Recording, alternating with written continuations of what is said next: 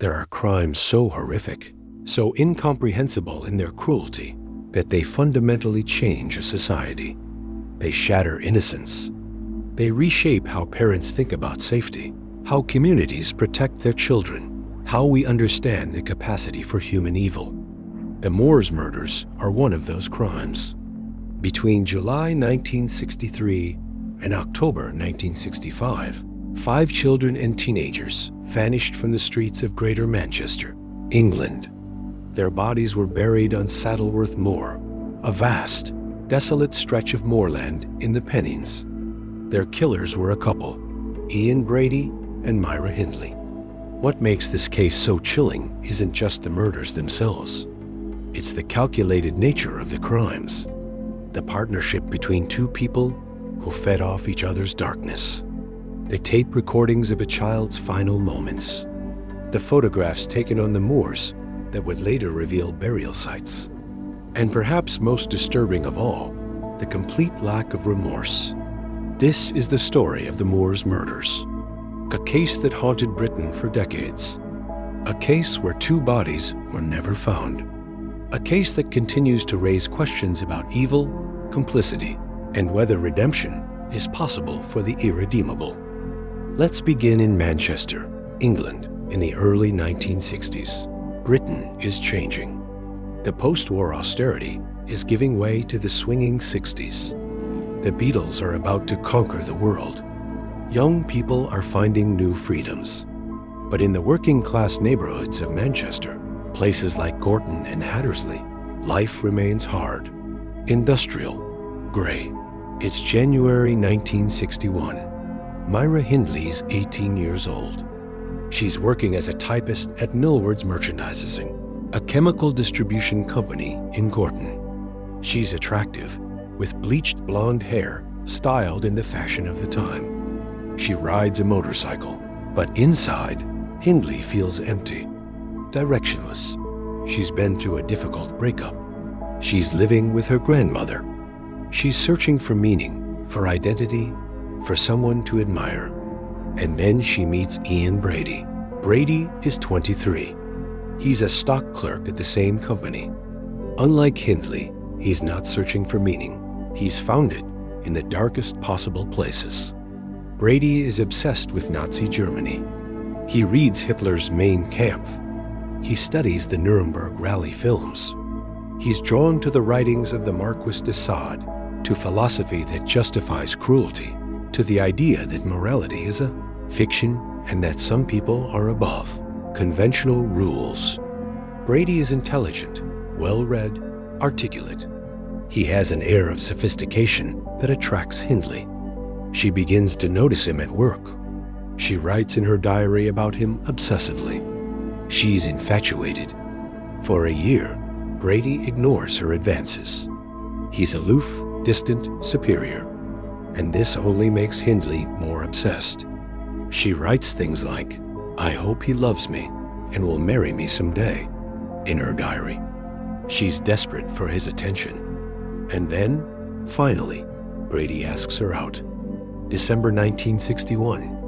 They go to the cinema to see the Nuremberg Rally films.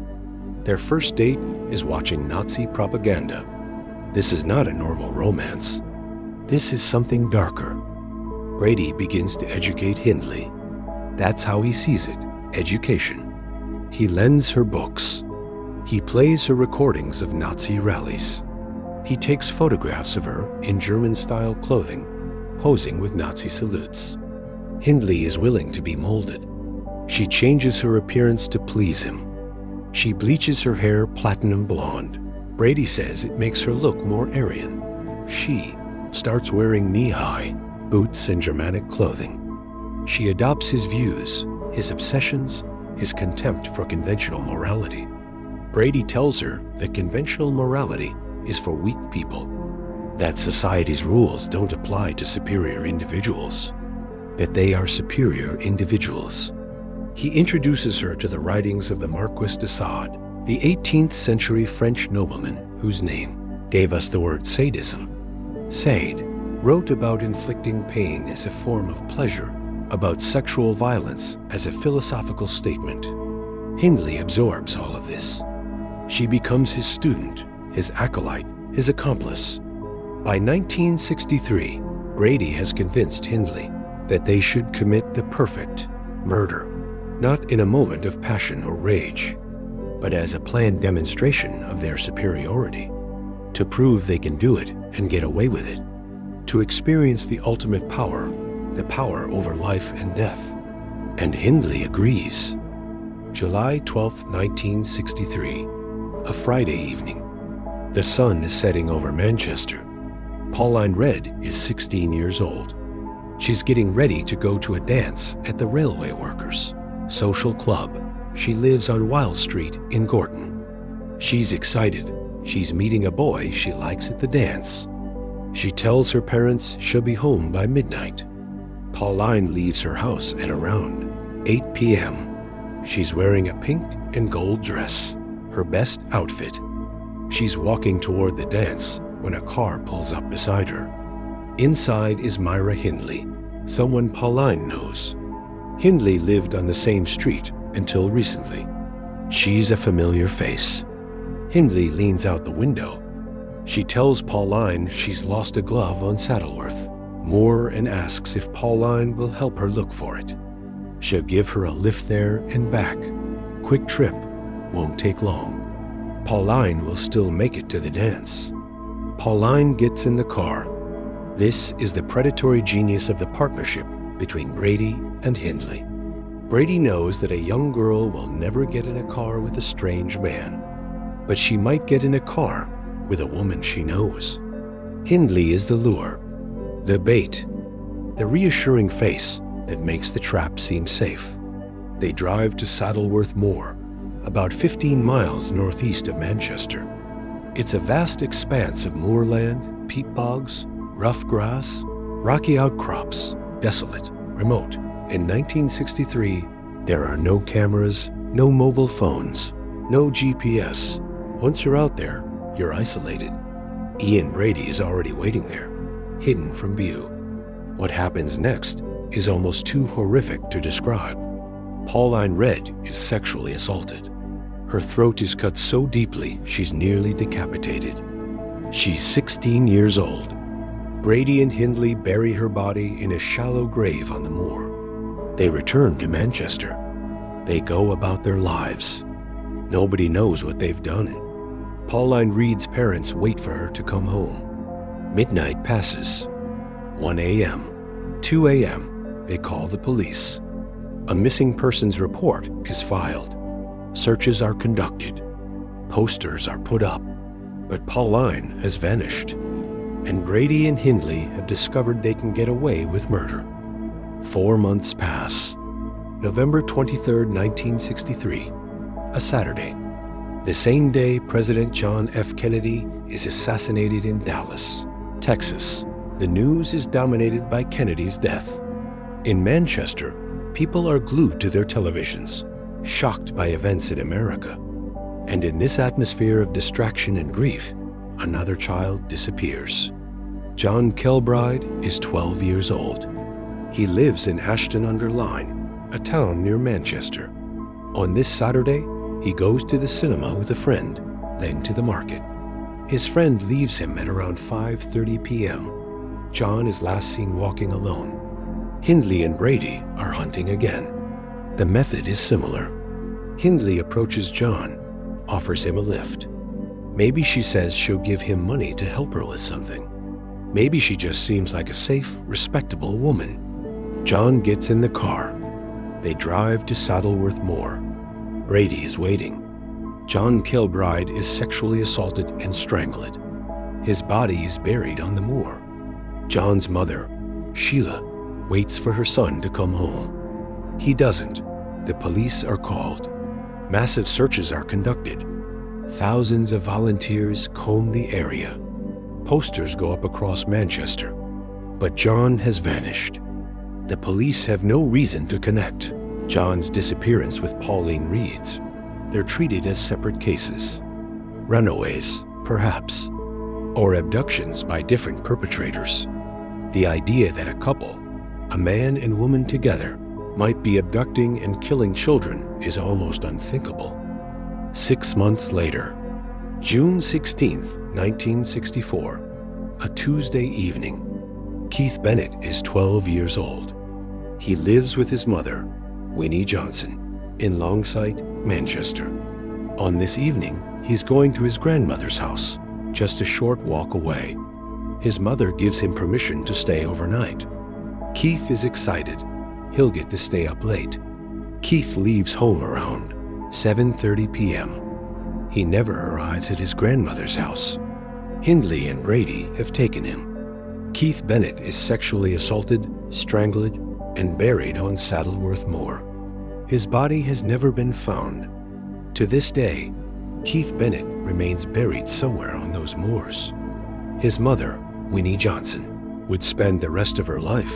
She died in 2012, searching for her son's body, begging Brady and Hindley to reveal where Keith was buried. They never told her. 7 months later, Leslie Ann Downey is 10 years old. She's at a fun fair in Ancoats, Manchester, with her brothers. At around 5 p.m., her brothers leave to go home. Leslie stays at the fair. She's having fun, playing games, enjoying the excitement. Hindley approaches her. Maybe she offers to give Leslie a ride home. Maybe she says she needs help carrying something. We don't know exactly what was said, but Leslie gets in the car with Hindley. They drive to the house that Hindley shares with her grandmother, 16 Wardlebrook Avenue in Hattersley. Brady is already there. What happens in that house is documented in a way that makes this case uniquely horrifying. Brady and Hindley take pornographic photographs of Leslie Ann Downey. They force her to pose naked, and they record audio of what happens. 9 minutes of tape. 9 minutes of a 10-year-old girl pleading for her life. On the tape, you can hear Leslie crying, begging to go home, saying she has to be home by 8 o'clock. You can hear Hindley's voice, cold and commanding, telling her to be quiet, telling her to do as she's told. You can hear Brady in the background. You can hear Christmas music playing, a horrific counterpoint to what's happening. Leslie Ann Downey is sexually assaulted, strangled, and buried on Saddleworth Moor. When this tape was played at the trial, people in the courtroom wept. Hardened police officers broke down. The judge had to call recesses because people couldn't continue. It remains one of the most disturbing pieces of evidence in British criminal history. 10 months later, October 6, 1965, a Wednesday evening, Edward Evans is 17 years old. He's an apprentice engineer. He's at Manchester Central, stationed that evening when he meets Ian, Brady. Brady picks him up. Evans may have been a male prostitute, or perhaps Brady simply convinced him to come back to Wardlebrook Avenue for drinks. Brady brings Evans to the house. Myra Hindley is there. And this time, there's someone else present, David Smith. David Smith is 17 years old. He's married to Myra Hindley's younger sister, Maureen. Smith knows Brady and Hindley well. He's been visiting their house regularly. Brady has been educating him too, lending him books, talking about crime, testing whether Smith might become another accomplice. On this evening, Brady has invited Smith to witness a murder, perhaps as a test of Smith's loyalty, perhaps to implicate him, perhaps simply because Brady wants an audience for his power. What happens next changes everything. Brady attacks Edward Evans with an axe. He strikes him repeatedly in the head. 14 blows. Evans fights back, screaming, trying to defend himself. There's blood everywhere. It's savage, frenzied, brutal. David Smith watches in horror. He's terrified that if he runs or tries to stop it, he'll be next. He pretends to be calm, to be unmoved. Inside, he's panicking. Brady and Hindley clean up the blood. They wrap Evans's body in plastic and put it in a bedroom upstairs. They act as if nothing unusual has happened. They make tea. They sit and talk.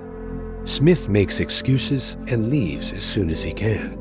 Smith goes home to his wife, Maureen. He's shaking in shock. He tells her what he's seen. They're terrified. Brady and Hindley know where they live. If they go to the police, will Brady come after them? But they can't live with what they've witnessed. The next morning, October 7th, Smith goes to a phone box and calls the police. He tells them there's a body at 16 Wardlebrook Avenue. The police arrive at Wardlebrook Avenue. They knock on the door. Hindley answers. She's calm, polite. She asks what this is about. The police say they've received a report about a disturbance. May they come in? Hindley stalls. She says she needs to get dressed, but the police insist. They enter the house. They find Edward Evans's body in the bedroom, wrapped in plastic. They arrest Brady and Hindley immediately. At first, the police believe they've solved a single murder. Edward Evans. They don't know yet about the others.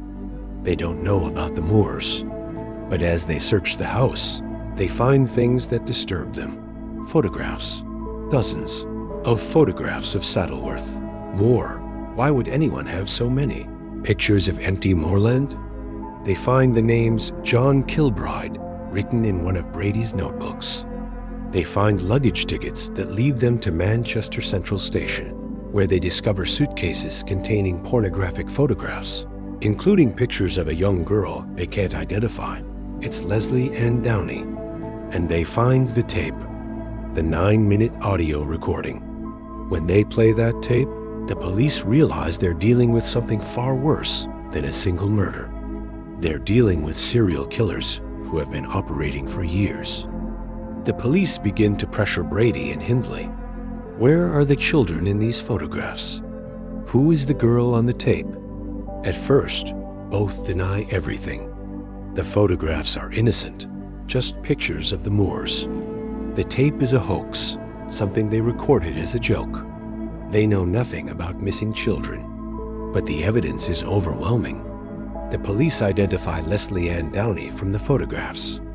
They match her to the missing persons report from December 1964. They analyze the photographs of the Moors and notice something. Brady and Hindley are often in the photographs, posing in specific locations. Are these locations significant? Detective Chief Inspector Joe Mounsey makes a brilliant deduction. These aren't just random photographs.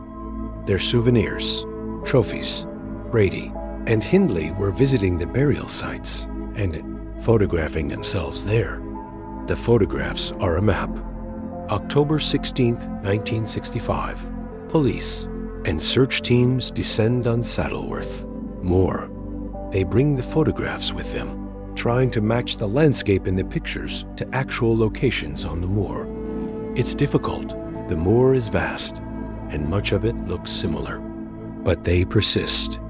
They begin to dig. On October 16th, they find the body of Leslie Ann Downey.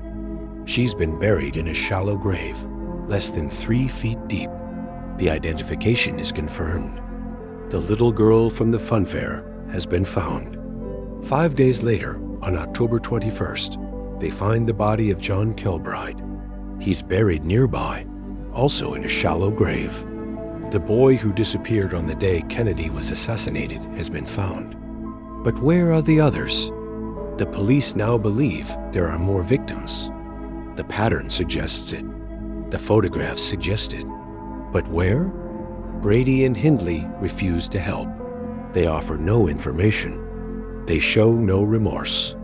When confronted with the evidence, the photographs, the tape, the bodies, they remain cold, defiant. The trial begins in April 1966 at Chester Assizes. It's one of the most sensational trials in British history. The courtroom is packed. The media coverage is intense. The nation is horrified, transfixed, desperate to understand how something like this could happen. The prosecution lays out the evidence. The photographs, the luggage, the tape recording. Though the judge rules it cannot be played in open court, because it's too disturbing. Only the jury hears it. Witnesses describe seeing their reactions. Grown men weeping, women covering their faces, the horror visible on every face. Brady's defense is that he killed Edward Evans in a fight, that it was manslaughter, not murder. He denies everything else. He claims the pornographic photographs of Leslie Ann Downey were taken by 2 other men who paid him to use his house. He claims he wasn't present when the tape was recorded.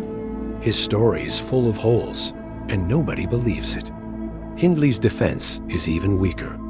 She claims she was terrified of Brady, that he forced her to participate, that she's a victim too. But the evidence doesn't support this. The tape recording captures her voice, cold, commanding, threatening. She's not afraid. She's in control. The prosecution argues that Brady and Hindley are a team. They fed off each other. Brady provided the ideology, the justification. Hindley provided the access, the ability to lure victims. Together, they created something worse than either would have been alone. On May 6, 1966, the jury delivers its verdict. Ian Brady, guilty of 3 murders. Edward Evans, Leslie Ann Downey, and John Kilbride. Myra Hindley, guilty of 2 murders. Edward Evans and Leslie Ann Downey, guilty of harboring Brady in the knowledge that he had killed John Kilbride. They are both sentenced to life imprisonment with no possibility of parole. But the story doesn't end there. For 20 years, Brady and Hindley maintain their innocence regarding the other missing children. Pauline Reed and Keith Bennett remain officially unsolved cases, though police are convinced Brady and Hindley are responsible. During those 20 years, Hindley becomes the most hated woman in Britain. She's attacked in prison. She receives death threats. Her name becomes synonymous with child murder. Hindley begins to claim she's reformed. She converts to Catholicism. She claims she was manipulated by Brady, that she was young and impressionable, that she's a changed person. She seeks parole. She seeks forgiveness. The public is not convinced. Neither are the victims' families. Neither are the parole boards. She's denied release again and again. Brady, meanwhile, makes no pretense of reform. He doesn't seek parole. He doesn't claim to be sorry. He's diagnosed as a psychopath. He's defiant, arrogant, contemptuous of society. He goes on hunger strike multiple times and is force-fed. He requests to be moved to a regular prison so he can starve himself to death, but he's kept in a psychiatric hospital where force-feeding is allowed. Then, in 1985, something changes. Brady decides to confess. Not out of remorse, he makes that clear, but because he wants attention, control, one last demonstration of power. He contacts the police and offers to show them where the other bodies are buried. In February 1987, Brady and Hindley are taken back to Saddleworth Moor under heavy police guard. It's a media sensation. Cameras capture them walking the moors, pointing to locations, directing searches. Brady leads police to a location, and they begin to dig. On July 1st, 1987, they find the body of Pauline. Read, she's been buried there for 24 years. Her body is identified through dental records. Pauline's family finally has closure, though it brings no comfort, only confirmation of what they've always feared. Brady and Hindley are both charged with Pauline's murder. They plead guilty. In 1987, they're sentenced again to life imprisonment. But Keith Bennett is never found. Brady claims he can't remember exactly where Keith is buried. The moor has changed over 23 years. Erosion, plant growth, changes in the landscape. Brady walks around, gestures vaguely, but they find nothing. Some believe Brady knows exactly where Keith is, but enjoys the power of withholding that information. Keith's mother, Winnie Johnson, begs him to reveal the location. She writes letters. She makes pleas through the media. She just wants to bury her son. Brady never tells her. He takes the location to his grave. Let's talk about Myra Hindley, because her case raises difficult questions about evil, complicity, and redemption. For years, Hindley claimed she was coerced by Brady. She was young, only 18 when she met him, 21 when the murders began. He manipulated her, controlled her, turned her into something she wasn't. She's not responsible in the same way he is. But the evidence tells a different story. On the tape recording, Hindley is not a victim. She's a perpetrator. She's threatening Leslie Ann Downey, commanding her to be quiet, participating actively in the child's torture and murder. Hindley was the lure. Without her, Brady couldn't have committed these crimes. Children wouldn't have gotten into a car with a strange man, but they got into a car with a woman. Hindley made the murders possible. And yet, Hindley seeks redemption. She studies for an Open University degree in prison. She converts to Catholicism. She corresponds with Lord Longford, a prison reform advocate who believes she's genuinely changed. She gives interviews in which she expresses remorse, claims to be a different person. Is redemption possible for someone who participated in the torture and murder of children? Can someone change so fundamentally that they deserve forgiveness? Or are some acts so heinous that redemption becomes impossible, even if the person genuinely changes? These are questions without easy answers. The public largely decides that Hindley can never be redeemed. She remains in prison, denied parole at every hearing, until she dies of respiratory failure in November 2002. She's 60 years old. She's been in prison for 36 years. Ian Brady lives longer. He's transferred to Ashworth Psychiatric Hospital, a high-security facility for mentally ill offenders. He's diagnosed with paranoid schizophrenia. He remains defiant, contemptuous, unrepentant. In his later years, Brady conducts a legal battle for the right to die. He's been on hunger strike for years, force-fed through a tube. He argues that he has the right to refuse treatment and be allowed to starve to death. The hospital refuses. The courts rule against him. Brady gives occasional interviews. In one, he claims he's killed more than 5 victims, but refuses to say how many or who they were. Is he telling the truth?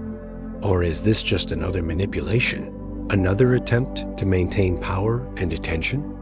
In 2013, a letter surfaces in which Brady appears to admit he killed Keith Bennett and gives clues about the burial location. New searches are conducted on Saddleworth Moor. Nothing is found. Keith Bennett's mother, Winnie Johnson, dies in August 2012 without ever finding her son's body. Her dying wish is that Keith be found and properly buried. Brady knows this. He has the power to grant that wish. He chooses not to. Ian Brady dies in May 2017. He's 79 years old. He's been in custody for 51 years. He takes his secrets to the grave. So what do we learn from the Moors murders? First, we learn about the nature of partnership in crime.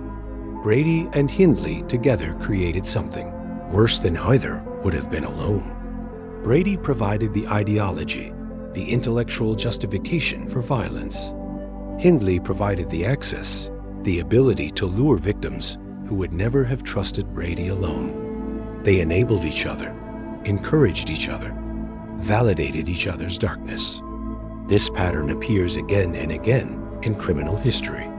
Fred and Rosemary West, the Hillside Stranglers. Carla Homolka and Paul Bernardo. When two people with violent impulses find each other, they don't just add their capacities together, they multiply them. Second, we learn about how society responds to female violence. Myra Hindley became the most hated woman in Britain, even more reviled than Brady in many ways. Why? Because society expects violence from men, but is deeply shocked when women participate in violence, especially violence against children. Hindley violated not just legal norms, but gender norms. She was supposed to be nurturing, protective, maternal. Instead, she was predatory. Third, we learn about the importance of witness courage. David Smith witnessed a murder and could have stayed silent out of fear. Instead, he went to the police. His testimony was crucial to the convictions. Without him, Brady and Hindley might never have been caught. They might have continued killing. Fourth, we learn about the limitations of justice. Even after Brady and Hindley were caught, convicted, and imprisoned, they continued to inflict suffering. They withheld information about burial locations. They gave false confessions. They tormented the victims' families with uncertainty and hope. Keith Bennett's body remains unfound to this day. Justice was served in the courtroom, but full closure has never been achieved. The impact of the Moores murders on British society cannot be overstated. Before these crimes, children in working-class neighborhoods of Manchester played freely in the streets, walked home from school alone, went to fun fairs without supervision. After these crimes, that innocence was shattered. Parents became more fearful, more protective. Stranger danger became a concept taught to every child. The case also changed how police investigate missing children. Before the Moores murders, missing children cases were often treated as runaways or accidents. After, police began to consider more sinister possibilities. The idea that predators might systematically hunt children became a recognized threat. The photographs of Saddleworth Moor, used by Brady and Hindley as trophies and maps, taught investigators that killers sometimes document their crimes. This insight has been crucial in solving later cases, and the case changed public understanding of evil. Before the Moores murders, the public might have imagined killers as obviously disturbed, as fitting some stereotype of madness or monstrosity. Brady and Hindley looked normal. Hindley, especially, looked respectable, a secretary, a motorcycle enthusiast, someone's neighbor. The banality of their evil was shocking. Today, Saddleworth Moor remains a haunted place. People visit to pay respects, to leave flowers, to stand in silence. Somewhere on those moors, Keith Bennett remains buried.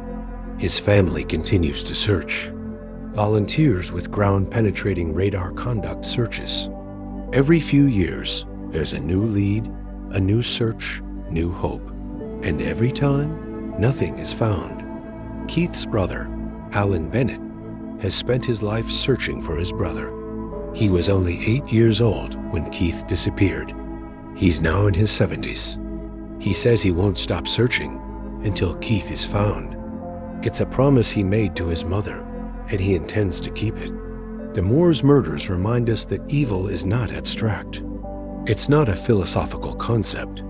It's real. It walks among us. It can wear a familiar face. It can smile and offer help and promise safety. And sometimes it takes the innocent and buries them in unmarked graves. But the Moores murders also remind us of resilience, of families who never stop searching, of communities that never forget, of the determination to find justice even when it seems impossible. 5 children and teenagers lost their lives to Ian Brady and Myra Hindley. Pauline Red, 16 years old. July 12, 1963.